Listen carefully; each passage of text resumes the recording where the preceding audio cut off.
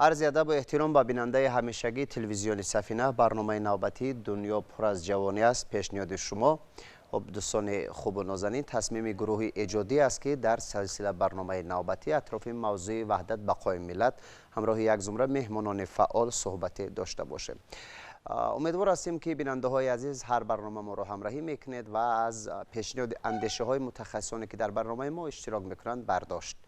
و مقصد و مرام یگانه ما همین است که رسالت کسبی خویش را اجرا کنیم اطراف هر موضوعی که از جانب بیننده ها از جانب مهمانان پیشنهاد میگردند و خود ما انتخاب میکنیم صحبت گرم و صمیمی و سودبخش البته انجام داده باشه. این در این لحظه دوستان عزیز ما دعوت نمودیم در برنامه امروزه که اطراف موضوع وحدت بقای ملت حرف میزنیم نماینده ها از مؤسسه های تحصیلات میانه عمومی در شهر دوشنبه، همچنین نماینده ها از اکادمی اداره کنی دولتی نزد پرزیدنت جمهوری تاجیکستان و یک نفر نماینده از سرایست معارفی شهر دوشنبه. شما را خیر مقدم میگویم. تشکر که آمدید به برنامه و امیدوار هستم که با آمدنتان اندیشه های جدید و تازه اطراف این موضوع خواهیم همراه بیننده شنید. خب سوال نخستین را پیشنهاد میکنم و خواهش میکنم فعال باشید و گرد اطراف همین سوال پاسخ بگردانید. در شرایطی پرتضاد جامعه معاصر که روندهای سیاسی تا جای پرپیچ‌وتابند و بعضا به امنیت‌های دولت‌های علاهیده خطر ایجاد می‌کنند. حفظ وحدت همچون ارزش مقدس از طرف شهروندان بخصوص جوانان با کدام راه‌ها باید عملی کرده شود؟ جوانان در تحکیم دولتداری و نظام اداره دولتی نقش فعال و نهایت کلیدی دارند. مثلا ما گفته می‌توانیم که امروزها جوانان زاده استقلال ما محض وظیفه اولین درجهشان در آن ظاهر می‌گردد که آن همه مسئولیت، سپارش، عهده‌داری هایی که مخصوصاً به ذمه ایشان واگذار است و آنها را در سطح عالی رعایت نمایند وظیفه اولین درجه ایشان است. زیرا برای تنظیم مناسبت‌های حیاتاً مهم جامعه در نظام اداره دولتی دولت حکومت یک قطار برنامه‌ها، قانون، قرارهای مخصوصی هستند که قبول، تصدیق و رعایت آن وظیفه اولین درجه ما جوانان می باشد. وظیفه مهمی ما جوانان در آن ظاهر می گردد که آن را اولا در خود قبول نماییم، حفظ نماییم و آن را در نظام اداره دولتی مخصوصا عملیات جمعیتی راه اندازی سازیم که وظیفه اولین درجه ما جوانان است. در ادبیات وحدت ملی به معنای یگانگی، یک پارچگی آمده است. یعنی که در آن فرهنگ تفسیری زبان تاجیکی دو جلده و در فرهنگ جهانگیری چراغ هدایت معنای یگانگی، یک دل بودن، یک تن بودن رو یعنی افاده می نماید. از این رو جوانان دوران استقلال که نعمت بزرگشان وحدت ملی می باشد همین چیز رو درک کرده گردی سپارش ها و امرهای پیشوای معظم ملت سرجم آمده برای آبادی و آزادی مردم سعی و تلاش ورزیده ایستادند. امروز جوانانی که یک نیروی پیشبرنده کشور و ملتمان هستند باید از این حالت ها از همین غایه ها با خبر باشند. باید به قدری همین وحدت، صلح و ثباتی که امروز در جامعه ما قرار دارد برسند. برای آن که جوانان به قدری همین شرایط امروزه برسند باید از همان تاریخ، از همان روزهای سنگینی که جمهوری تاجیکستان در روزهای اول، در سالهای اولی صاحب اختیاری خود از سر گذراند با خبر باشند. وظیفه هر یک ما و نفران تجربه دار پهن کردن و آگاهانیدن جوانان از عاقبت‌های همین گونه خطرهایی که امروز وجود دارند، بله، و روشن انداختن راه جوانان در همین راه وحدت ملی. باید قید نمود که جوانان باید به قدری همین سیاست خردمندانه پیشوای ملت برسند. اگر ما نگریم به سیاستی که امروز پیشوای ملت پیش گرفتند و تا کدام اندازه پیشوای ملت امروز به جوانان تکیه میکنند، ما همه جوانان باید سپاسگزار باشیم به این سیاست پیش گرفته حکومت جمهوری تاجیکستان و همه روزه، همه ساعته ما باید هر یک نفر خیش در سمت خود، در فعالیت خود بهر رشد کشور و نگاه داشتن همین صلح و ثبات و وحدت ملی که به نهایت با یک заҳматҳои пешвои миллат ва нафарҳои таҷрибадоре ки дар ҷомеаи мо ҳамон рӯзҳо дар паҳлӯи пешвои миллат буданд, ба қадри он расида онро нигоҳ дорем. воқеан ҳам сулҳу ваҳдат ин калимаҳое мебошанд ки ба ҳам мувофиқ ва мазмунан як мебошанд ва мо бояд дар ҷумҳурии тоҷикистон ҳифзи ин арзишҳои миллиро аз даст надиҳем ва ҷавобан ба ин ҳама ғамхориҳое ки имрӯз ҳукумати ҷумҳурии тоҷикистон баҳри насли наврас тасмим гирифтааст ва як зумра барномаҳову як зумра қарору қонунҳое ки вобаста ба ҳифзу асолати ваҳдати миллӣ ва истиқлолияти давлатиамон ба нақша гирифтааст. Имрӯз мо онро бояд ҳифз намоем. Чӣ хеле ки қайд намудед, ҳифз намудани ин арзишҳо ин воқеан тариқи васоити ахбори омма ва тариқи суҳбату муносибатҳое ки имрӯз аз ҷониби кормандон ва аз ҷониби онҳое ки соҳиб маърифат ҳастанд ва ба қадри фарҳангу миллат мерасанд бештар таблиғ карда мешавад ва имрӯз мо ҳама аз он пайравӣ менамоем ва ифтихорам дорем ки имрӯз кадрҳое ҳастанд, мутахассисоне ҳастанд ки вобаста ба ҳифз намудани ваҳдати миллӣ, вобаста ба нигоҳдории давлат ва сулҳу суботи он талошҳо варзида истодаанд ва мо бояд ҳамеша дӯст бошем, иттифоқ бошем, ин ваҳдат, ин мустаҳкамиро барои насли наврас, барои ояндагон боз ҳам бештару хубтар нигоҳ дорем. ҳаминро набояд фаромӯш кард ки таълиму тарбияи ҷавонон дар зери таълиму тарбияи устод аст. инҷа пеш аз ҳама устод, омӯзгор дар ин замоне ки мо дар фазои сулҳу оромию осоиштагӣ зиндагӣ мекунем, роли асосиро бозӣ мекунад. устодон шабу рӯз заҳмат мекашанд барои он ки шогирдони сазоворе созанд ки ояндасози миллат бошанд, пайрави ҷаноби олӣ бошанд. имрӯза ҷавононе ки мо дарс мегузарем дар асри 21, ин он ҷавононе нестанд ки дар асри 20 буданд. инҳо аз воситаҳои ахбори омма бохабар ҳастанд. инҳо ба шабакаҳои иҷтимоӣ зиёд медароянд. мутаассифона ҷавононе ҳастанд ки дур аз ватан имрӯз дар зери доираи анамон хоҷагоне ки оромию осоиштагии тоҷикистонро намехоҳанд бозӣ карда истоданд. агар шумо зин набошед, мон он ҷавононе ки дар европа дар дигар давлатҳо истода муқобили тоҷикистон гап мезананд ва оромию осоиштагии тоҷикистонро дида намехоҳанд, ман онҳоро манқурт мегӯям.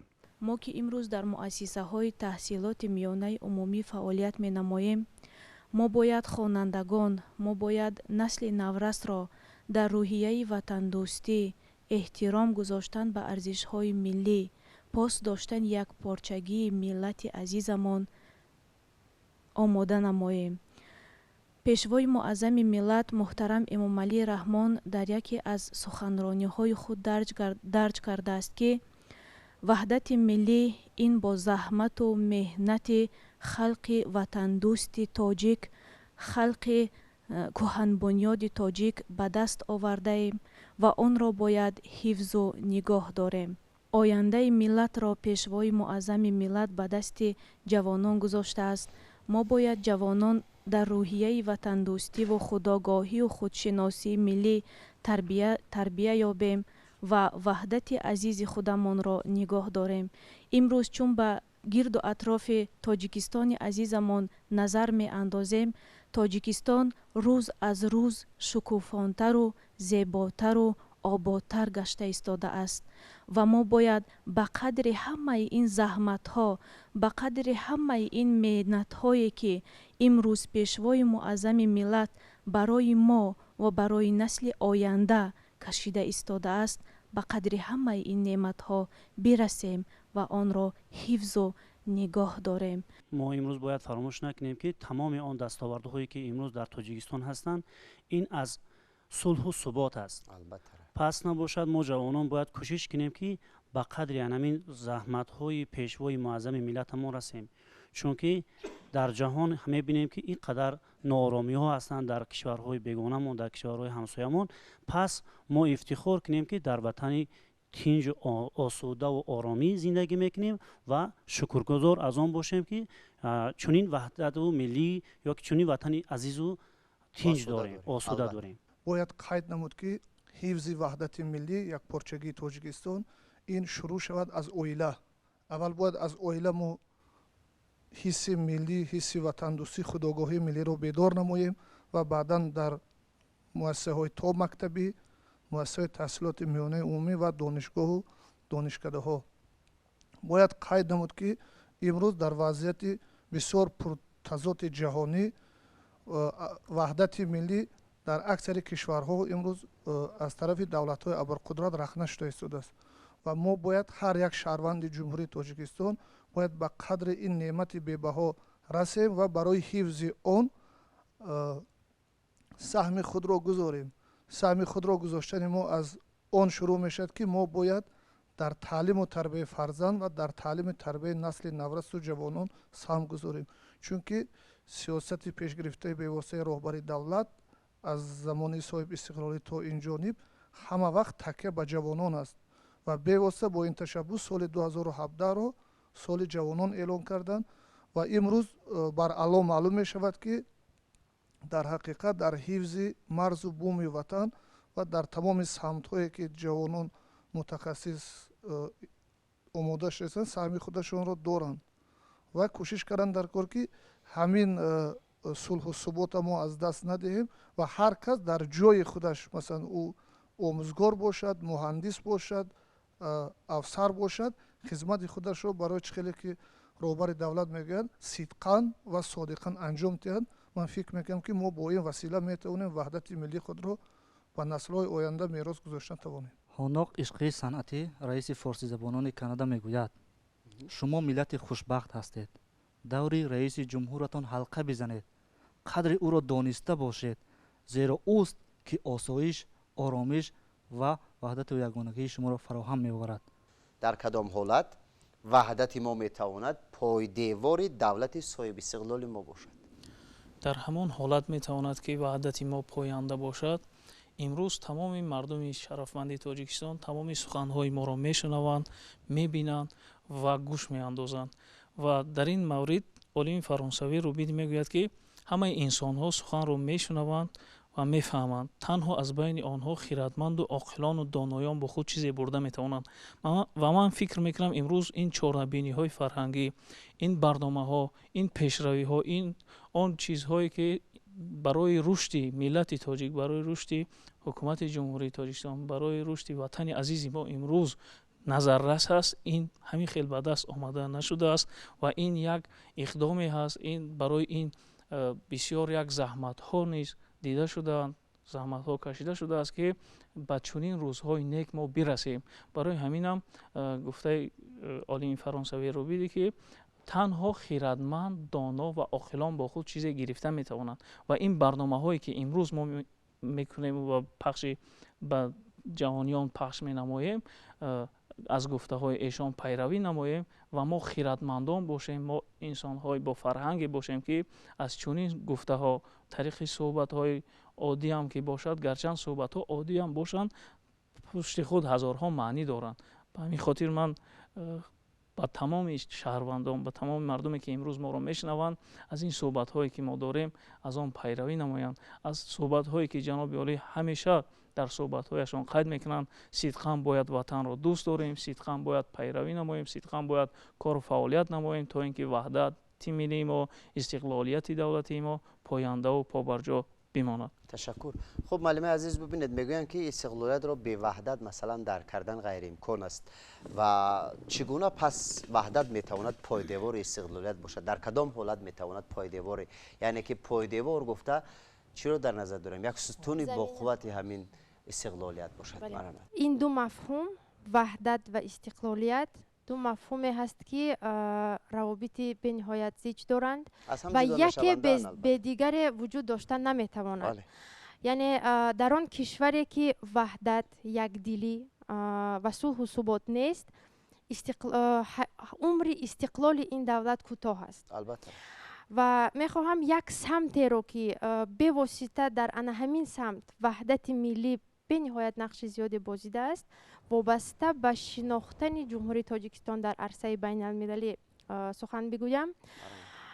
бинед ки ба даст овардани истиқлолият ҷумҳурии тоҷикистон имконияти мустақилона муайян кардани сиёсати хориҷии хешро ба даст овард ва ин ваколат, ин вазифаи мушкилу пурмасъулиятро мардуми шарифи тоҷикистон бо қабули конститутсияи хеш ба дӯши президенти тоҷикистон вогузошт ва махсусан бо сиёсати хиратмандонаи пешвои миллат ки дар муносибат дар равобити байналмилалӣ ва муносибат бо ҷомеаи ҷаҳонӣ сиёсати дарҳои бозро эълон карданд, имрӯз ҷумҳурии тоҷикистон дар арсаи ҷаҳон ҳамчун як кишвари фаъол, сулҳхоҳ ва таъсирпазир ба муносибатҳои ҷаҳонӣ ва ҳалли мушкилоти ҷаҳонӣ шинохта мешавад.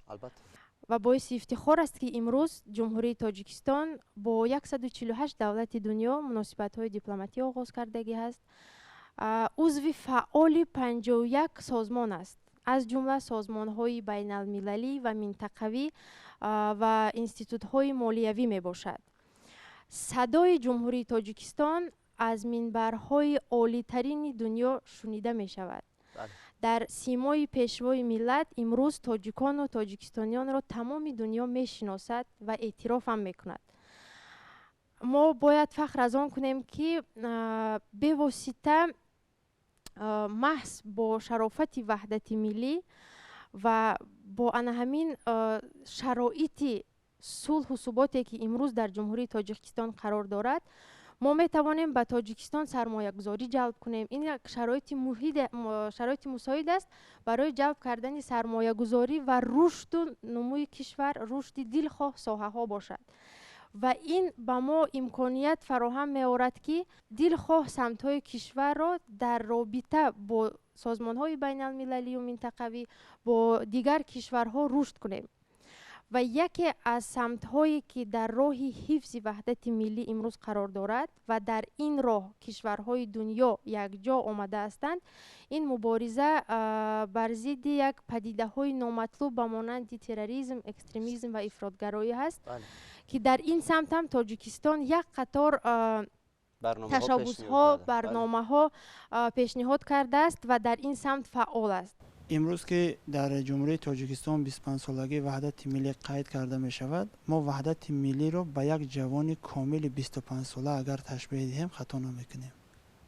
агар имрӯз мо ҷавони 25-солае ки мақсад комилан рушд кардааст, онро мақсад мо мадди назар кунем, оянда аз тақдири он ҷавон бӯи умеде нест. барои ҳамин моро зарур аст ки барои ҳифзу асолати ваҳдати миллӣ тамоми саи худро равона созем, ба ҳар гуна гапу ба ҳар гуна хабарҳои номатлубе ки аз тарафи бадхоҳони миллат ба сӯи миллати мо яъне ки равона мешавад бовар накунем. ҳамеша дар фикри худ устувор бошем, ҳамеша пайи ободиву осудагии ин миллат саю талош варзем, ҳамеша суханони роҳбари давлатро сармашқи кори худ қарор диҳем. нагузорем ки то як нохалафе пои худро ба ин сарзамин ба нияти нохубе гузорад ва ҳамеша кӯшиш намоем ки барои боз ҳам баланд парафшон кардани парчами миллати тоҷик, барои обу рӯи тоҷикро дар арсаи байналмилалӣ боз ҳам баланд бардоштан, номи миллати тоҷикро боз ҳам хубтару беҳтар муаррифӣ кардан саи талоши худро варзида бошем. пеш аз ҳама бояд гуфт ки барои нигоҳ доштани ваҳдати миллӣ дар ҷомеа пеш аз ҳама шинохти ваҳдати миллиро бояд бароҳ монд, махсусан дар тамоми ҷомеа аз хурд то бузург сар карда.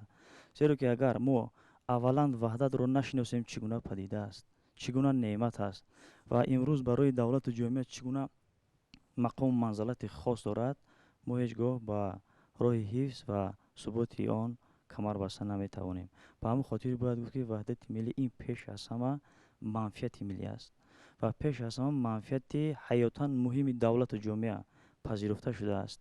ва чӣ хеле ки мо медонем, ваҳдати миллӣ ин пеш аз ҳама маҳсули тафаккури ақли хиради инсон буда, пирӯзии нур бар зулмот, некӣ бар бадӣ ва махсусан ақл бар ҳиссиёт аст. ва вазифаи аввалиндараҷаи хусусан мо ҷавонон дар роҳи таҳкими сулҳу субот ва пойдории ана ҳамин неъмати устувори давлату ҷомеа дар он зоҳир мегардад ки аввалан ваҳдати миллии худро пурра шиносем ва дар роҳи татбиқ намудани ваҳдати миллӣ чӣ дар шароити ватанӣ ва чӣ дар шароити умумиҷаҳонӣ бошад таблиғ карда тавонем ки неъмат аз даст наравад.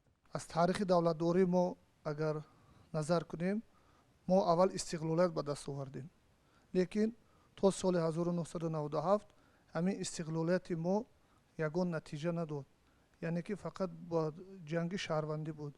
ана акнун мо ваҳдати миллиро ҳамчун як чатре имрӯз эҳсос мекунем, ки моро аз тамоми парокандагӣ, аз тамоми хавфу хатарҳои чӣ минтақавӣ, чӣ глобалӣ ҷаҳон ҳифз мекунад. агар ваҳдати миллӣ мо ба даст намеомад, имрӯз он ҳадафҳои стратегие ки бевосита роҳбари давлат дар сиёсати ҳукумати ҷумҳурии Тоҷикистон гузоштанд, амалӣ шудани онҳо ғайриимкон буд. барои ҳамин бояд ҳар яки мо ин ваҳдати миллиро ҳифз ва муҳофизат намоем. имрӯз мо пиромуни ваҳдату истиқлолияти ватани азизамон сухан меронем, вале намедонем ки чӣ тавр онро ба ояндагон, ин ду неъмати бузургро ба ояндагон ба мерос гузорем. ояндагони мо он нафароне ҳастанд ки имрӯз дар муассисаҳои таҳсилоти миёнаи умумӣ таҳсил менамоянд ва он тифлаконе ҳастанд ки дар боғчаҳо тарбия мегиранд ва он нафароне ҳастанд ки дар донишгоҳҳои олии ҷумҳурии Тоҷикистон таҳсил менамоянд.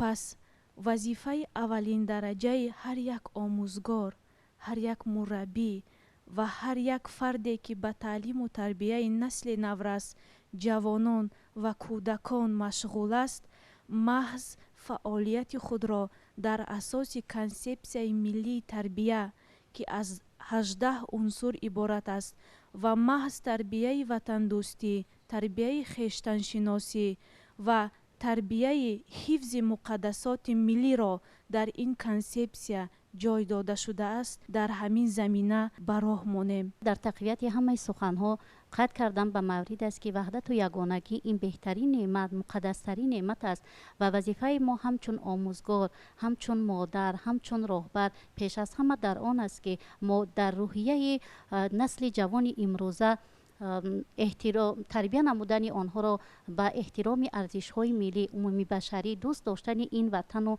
миллат талқин намоем.